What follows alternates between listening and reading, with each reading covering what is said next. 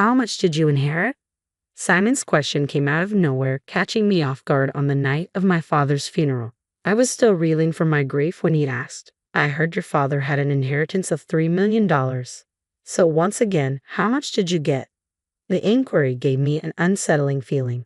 Distraught and desperate to avoid further tension, I lied. Nothing. I didn't inherit anything. It seems my sister and mother are the ones who received it.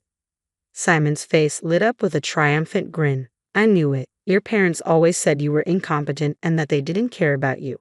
I'm glad my instincts were right. What? I could barely process his words. I want a divorce, he declared coldly. I can't be with someone who's poor now. I've already found someone else. I need you out of my life. With that, Simon had me sign the divorce papers. His family mocked me for my misery, but they were mistaken. They could never understand how relieved I felt to be rid of Simon's betrayal. My name is Jane. I come from a family of 4 with a younger sister named Kim. From a young age, Kim and I never got along. My mother, Anne, always sided with Kim, leaving me feeling isolated, though I eventually became accustomed to it. My father, Dan, was the only one who seemed to care, but his demanding job kept him away from home, leaving me alone with my feelings of abandonment. Even as an adult, my situation remained unchanged. I wasn't allowed to attend college due to tuition fees. Yet, when Kim was set to enroll in a private college, my mother insisted that it would be a waste not to send her despite my own lack of educational opportunities. Jane, you're not sharp or smart like Kim. It's only right that you support her education and contribute to the household. It's what any responsible older sister would do, my mother said, as if it were common sense. Her words stung deeply, and tears streamed down my face. Kim looked at me with disdain, adding, It's your own fault, you're incompetent. You're uglier and less successful than me, so you should try harder. If you can't do that, you're worthless. The toxicity of my family environment drove me to leave home once I started working. Living alone wasn't difficult for me, it felt liberating. Initially, my father sent me a small amount of money to help out, but after 6 months, that stopped. Instead, I received a letter from my mother accusing me of theft. Your father was sending you money without our permission. You have no right to it because you haven't contributed to Kim's tuition or supported us. I'll be sending you an invoice for the total amount you received. Make sure to refund it. Stop being a thief. My mother's resentment was clear, and she sent an invoice calculated to cover the exact amount of alimony, demanding repayment for the money I had received from my father. I was deeply uncomfortable discussing or debating the matter any further, so I complied with my mother's demands, sent the money, and quietly moved to a new apartment. A few years later, I married Simon, whom I met at work. Determined to sever ties with my past, I decided to inform my parents about my marriage. When I returned to their house, I was struck by how much my father had aged. The once industrious man now looked frail and bent, struggling even to stand. Oh, you're back, my mother remarked with disdain. I wonder what this ungrateful daughter, who never sends any money home, wants? When I asked about my father's condition, my mother sneered. He injured his back about a year ago and can't work anymore. Now he just stays at home and gets in my way. He's as useless as you are, Jane. Simon was taken aback by my mother's harsh words, but his attention quickly shifted when he saw my sister Kim. Wow, you're Jane's sister. You're stunning. I can hardly believe you two are related. Kim, who had grown more self-centered since starting college, now sported flashy clothes and a vibrant hair color that seemed inappropriate for her age. Despite being old enough to have graduated, she still seemed like a student, which reflected her lack of seriousness about her studies. This guy is your husband, Jane, Kim said, eyeing Simon with fiend sweetness. He's quite handsome and seems way too good for you. I almost feel sorry for him. Kim deliberately flirted with Simon, her touches and compliments clearly meant to show off. It pained me to see Simon so delighted by Kim's attention, but I resolved to stay focused on my plans. I was marrying Simon, and that was final. I'm going to cut ties with all of you, I declared. Well, if you're going to do that, could you at least wait until I've finished taking care of your father? My mother replied, barely looking up from her snacks. I need to look after him. But honestly, I don't want to. And I definitely don't want Kim to deal with it either. It's her college life, after all. It would be a shame to distract her with such a bothersome task. You should be responsible for taking care of your father, Jane. Both of you are incompetent, so you'll get along just fine. Her words infuriated me, but I knew I couldn't ignore my father's needs. From that day forward, I began visiting my parents' house frequently to care for him. As I took on this responsibility, I discovered that neither my mother nor Kim worked. Kim didn't have a part-time job, and my mother had been a stay-at-home since my father's collapse. Yet they frequently dined out and shopped extravagantly. To my shock, they had even taken my father's bankbook without his permission, spending his savings as if it were their own. My father was aware of their actions but chose to remain silent. "Dad, they'll keep doing this unless we do something about it. Why didn't you tell me sooner?" "If I had, they would never admit they were wrong or apologize," he said. "I didn't want to burden you further." Despite everything, my father had always worked tirelessly for the family and was the only one who truly cared for me. I wanted to help him in any way I could. Just as I was contemplating how to address the situation, I received a call from the hospital where my father had been admitted after his collapse. I rushed to my parents' house before heading to the hospital. My mother and sister were lounging on the couch, absorbed in the TV, showing no sign of worry when the hospital called me. "Father collapsed, didn't he?" I asked, exasperated.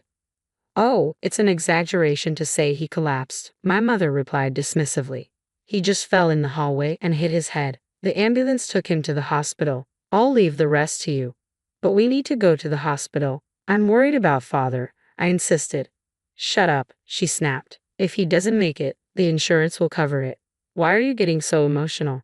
My mother's coldness and her indifference made me sick. I left them behind and rushed to the hospital. At the hospital, I found my father lying in bed, hooked up to various tubes and barely conscious. As his condition worsened, he managed to notice me and murmured faintly, "I'm sorry for being so sudden. I must be being punished. I wasn't a good father because I couldn't protect you from our family." With those final words, my father closed his eyes. "I don't care about that, Dad. I love you. Please get well soon," I pleaded, holding his hand tightly, but he never responded. A week later, a lawyer contacted me regarding my father's will. He informed me that I was named as the beneficiary of an inheritance. According to the will, I was to inherit $3 million. I was stunned. It turned out that my father had hidden another bank book separate from the one my mother had taken, which held the $3 million. He had also left a note specifying that this information should not be shared with any other family members. It seemed that this was his way of ensuring my future even after he was gone. Overwhelmed by my father's unexpected kindness, I made my way back to my parents' house to retrieve the hidden bank book. As I arrived, my mother and sister were waiting at the front door, their stances commanding and imperious. "What are you doing here now?" my mother demanded. "Came to scavenge things now that Dan's dead? How despicable. Everything here, the house, the car, belongs to me and Kim. Don't act like a thief." I knew better than to discuss my inheritance with them, especially given their unwillingness to listen.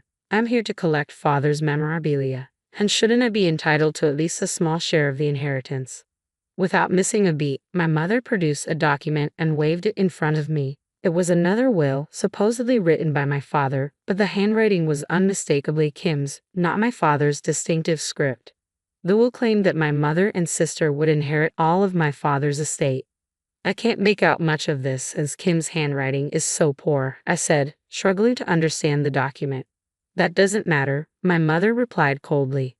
"This is the will, and it's already been shared with all our relatives and neighbors. It's too late for you to contest it now." My mother refused to let me enter the house, fully aware that I knew the will was a forgery. Defeated, I left and returned home. Simon was waiting for me, concern etched on his face. "Were you at your parents' house? If you told me, I would have gone with you. It's a shame I missed seeing Kim." I was taken aback. "Why are you so interested, and what does any of this have to do with you, Simon?" "I went to retrieve my father's inheritance, but my mother and sister kicked me out of the house." "How much did you all inherit from your father?" Simon asked me, curiosity piqued. "I'm not sure of the total amount, but the house, land, and everything else were in his name." "So it must be quite substantial," I replied. "I see," Simon said, pressing further. "And how much of the inheritance do you get, Jane?" I hesitated, knowing I shouldn't reveal the truth. My instincts told me there was no inheritance for me. Everything was going to be divided between my mother and sister. Simon's face darkened as he suddenly retrieved the divorce papers from his room and thrust them in front of me. "I knew it. I knew you wouldn't inherit anything. You're just a burden." and I've been talking to Kim a lot lately. Honestly, you're just in my way. I want a divorce now, since there's nothing in it for me if we stay together." Simon had already signed his portion of the divorce papers, so I signed them immediately. I couldn't help but feel a twinge of satisfaction as I watched Simon leave with the papers, eager to file them at the city office. This was likely the last time I'd see him smile so broadly, and the same went for my mother and sister. It felt like justice was finally catching up with those who had tormented my father and me for years. Later that day, I consulted with the lawyer who had handled my father's will and asked him to accompany me to my parents' house. When I presented the real will to my mother and sister, their usual calm demeanor turned to shock and disbelief as they read the document over and over. "This is a lie," my mother protested. "I have a will here that states Kim and I are the sole heirs." "If you claim the other will is a forgery," the lawyer said, "we can conduct a handwriting analysis. If it's proven to be a fake, you could be charged with fraud. Are you prepared to face that?" My mother was left speechless, unable to respond. I also learned a great deal from Dan. He revealed that even after his health declined, my mother and sister had abandoned him, sold all his possessions without permission, and acted as they please. Kim, on the other hand, had been indulging in reckless behavior, gambling and spending excessively from his personal bank account, leaving him deeply in debt. Due to these malicious actions, both of them were stripped of any inheritance rights. The lawyer made it clear that if my mother and sister continued to unjustly interfere with my inheritance, we would file a lawsuit against them. As the lawyer finished speaking, my mother and sister were left in a state of utter despair. I decided it was time to collect my father's hidden bank book and leave my parents' house for good. With that, I finally felt completely free from the burdens of my family. Soon after, Simon, unaware of the truth, apparently approached my sister, hoping to start a relationship with her. My mother and sister, keeping the inheritance issue a secret, married him quickly. Their aim was to secure a steady source of income and make him their personal ATM. Simon, deceived and eager to enjoy his newfound wealth, bought several luxury cars and quit his job, relying on what he thought was their inheritance. Eventually, Simon noticed something was off and reached out to me in a panic. "Jane, I was wrong. You're all I have. I want to start over." I replied simply, "I don't need you anymore. Besides, you have Kim now. You should take care of your wife properly," and gently ended the call.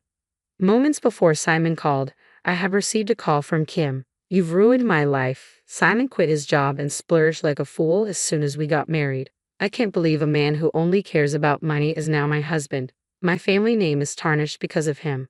What are you going to do about it?" I responded calmly, "Kim, you're just as interested in money as Simon is. You two are a perfect match. Besides, I heard you and Simon were getting along well while we were still married. Be happy your love came true. I'll be filing a claim for compensation for the affair, though. From now on, let's only communicate through our lawyers. I never want to hear from you again." "Hey, I'm your sister. Aren't you going to treat me like family?" Kim protested. I laughed at her words. "You're the one who never treated me like family." With that, I hung up, blocked her number, and never heard from her again. I was finally free. I used my father's inheritance to build a new house and settled into it. I found a fulfilling job as an office clerk and embraced a busy but satisfying life on my own. Occasionally, I felt a pang of loneliness, but I knew my father was watching over me. As I looked at his picture on my wall, I felt his gentle smile and knew he was proud.